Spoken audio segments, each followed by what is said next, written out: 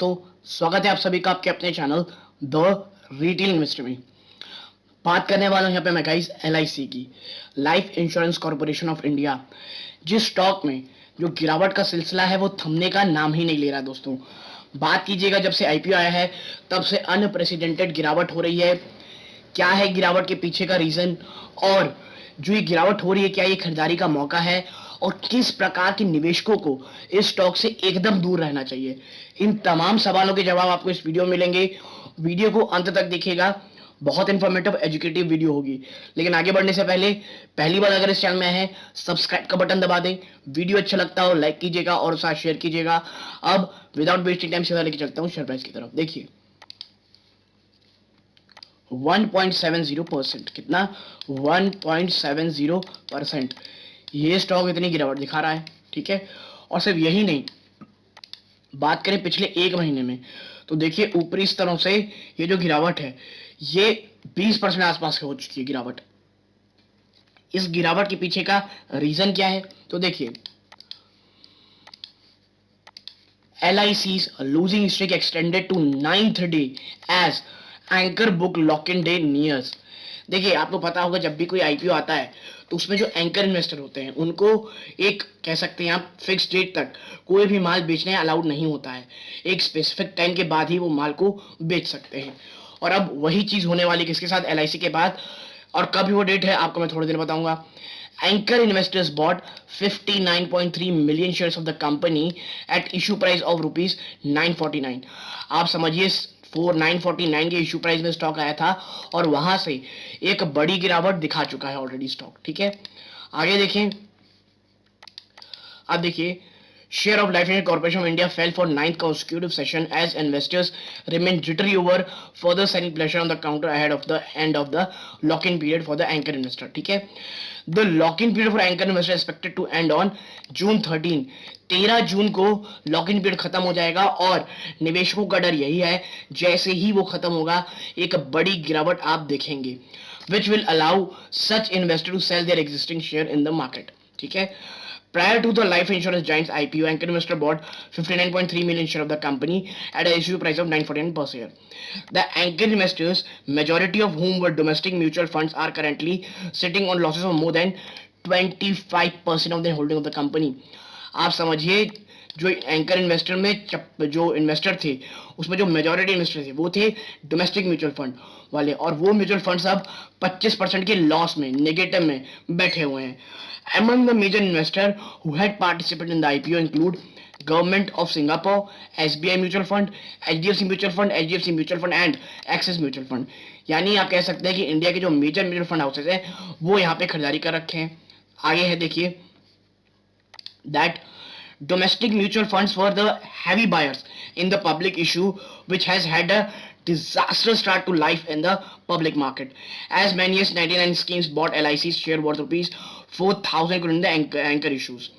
Overall sentiment of the company has turned adverse, with some brokers suggested that the company will continue to languish as the company faces challenges to scale up its non-participatory policy business and its ongoing market volatility hurt its value। ठीक है भाई, तो जो कह लीजिए आप जो sentiment है वो भी थोड़ा आप कह सकते हैं लैगिश होते दिखाई दे रहा है। और यही कारण है कि जो 13 यानी कि मंडे को जो इनका पार्टिसिपेट कह सकते हैं आप, जो लॉक इन पीरियड वो खत्म होगा तो एक बड़ी गिरावट आपको स्टॉक में देखने को मिल सकती है। ठीक है, आगे अगर हम देखेंगे तो देखिए, inherent volatility in embedded value is another big challenge, given a substantial portion of EV constitutes mark to market and liquidity gain। ये क्या कौन कह रहा है भाई, ये मैक्वायर कैपिटल कह रहा है India in recent note। Macquarie has initiated coverage on the stock with a neutral rating with a target price target of 1000। ठीक है, तो भाई मैक्वायरे जो है वो कह रहे हैं वो कह रहे हैं उन्होंने जो कवरेज है वो शुरू की है, न्यूट्रल रेटिंग रखी हुई दोस्तों। ठीक है, आप देखिए ब्रोकरेज फर्म एमके ग्लोबल है फाइनेंशियल, उन्होंने कवरेज शुरू की है और स्टॉक को होल्ड की rating the with the target price of 875, suggesting that LIC's large size may be it's biggest drawback.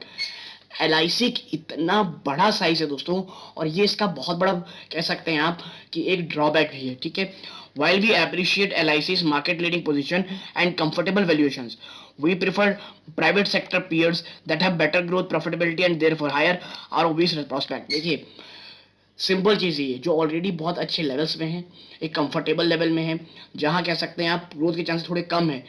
तो ऐसे में जो उसके पीयर्स हैं, जो प्राइवेट प्लेयर्स हैं, वहां पे निवेश करना ही कहने ज़्यादा अच्छा होगा, जो कि एक कह सकते हैं अब अच्छा आपको रिटर्न कमा के दे सकता है। Now the companies March quarter earning also did little to boost sentiment. Net profit in the March quarter fell 17% on year to rupees 2409 crore, और जो रिजल्ट निकल के आए वो भी कोई बहुत ज़्यादा बूस्ट नहीं कर पाए सेंटिमेंट को, क्योंकि वहां पे भी नेट प्रॉफिट जो था वो 17% गया था ऑन ईयर बेसिस में। ठीक है, आगे देखिए 13 जून को ये खत्म हो रखा है। अब देखिए जो स्वास्थ्य के इन्वेस्टमेंट मार्ट के जो हेड ऑफ रिसर्च है संतोष मीना, उनका कहना है one interesting observation that can be witness is that the low made on the first day of trade after 30-day anchors investors lock-in period may act as a strong support for further rally for quality stock. देखिए ये कह रहे हैं कि जो 30 दिन जो इनका लॉक इन पीरियड होता है एंकर इन्वेस्टर्स का, वो जब खत्म हो जाएगा और उसके बाद जो एक बड़ी गिरावट होती है, तो वो एक सपोर्ट का काम कर सकता है एलआईसी इन्वेस्टरों के लिए। ठीक है, और वो बहुत अच्छा समय वो होता है, एक सपोर्ट का काम करता है। If fundamentals are strong it's good time to buy on such dips. अगर फंडामेंटल स्ट्रॉन्ग है तो आप इन डिप्स को बाय में कन्वर्ट कर सकते हैं। याद रखिएगा बहुत बहुत लंबा निवेश होना चाहिए, लंबी चीज की सोचिए। स्टॉक मार्केट में अगर एलआईसी को अगर शॉर्ट टर्म के लिए ले रहे हैं तो प्लीज स्टॉक से दूर रहिए। ठीक है, और देखिए वो भी यही कह रहे हैं कि भाई साहब, so you are a long term stay in the long term the business metrics of the company will steadily improve. The management had guided that over the next 2 years they will try to increase the share of protection plans which has a profit margin anywhere between 50% to 80%. LIC का ये मानना है कि आने वाले समय में इनके पास ग्रोथ प्रोस्पेक्टस बहुत हैं, और जो इनके प्रोटेक्शन प्लान्स हैं उनमें ये अपना मार्केट शेयर बढ़ाना चाहते हैं, जो क्योंकि उसमें जो प्रॉफिट मार्जिन होता है वो 50 से 80% होता है। That could see the eventual new business margin improve from 8% to or 9% right now to be about 13 to 14%. Only if the market sees that the business metrics are improving, then the stock price will perform. ठीक है, market अगर देखेगा कि भाई साहब हाँ business बढ़ रहा है, इनके जो मैट्रिक्स हैं इंप्रूवमेंट हो रहा है बिजनेस मैट्रिक्स, तभी इसको स्टॉक प्राइस ऊपर जाएगा। Be patient, look for turnaround plan getting implemented on the ground and then try to take new position, or if you have old position then you should hold on them and wait for business performance. ठीक है, तो long term का मतलब ये है दोस्तों कि ऐसा नहीं है कि भागने लग जाएगा, ऐसा नहीं होगा। गिरावट हो सकती है, लेकिन लॉन्ग टर्म में जो एलआईसी की मैनेजमेंट का जो बयान है वो काफ़ी पॉजिटिव है। आपको मैंने बताया जो जब लॉक इन पीरियड खत्म होगा और एक बड़ी गिरावट होती है तो वो एक पोजीशन होती है फॉर अ लॉन्ग टर्म। ठीक है, और यदि ये एनालिसिस पूरी पसंद आई हो प्लीज़ वीडियो को लाइक कीजिए, चैनल पहली बार आए हैं सब्सक्राइब जरूर कीजिएगा। यहाँ तक जुड़े रहने के लिए धन्यवाद। ये इस वीडियो का अंत है। जय हिंद दोस्तों।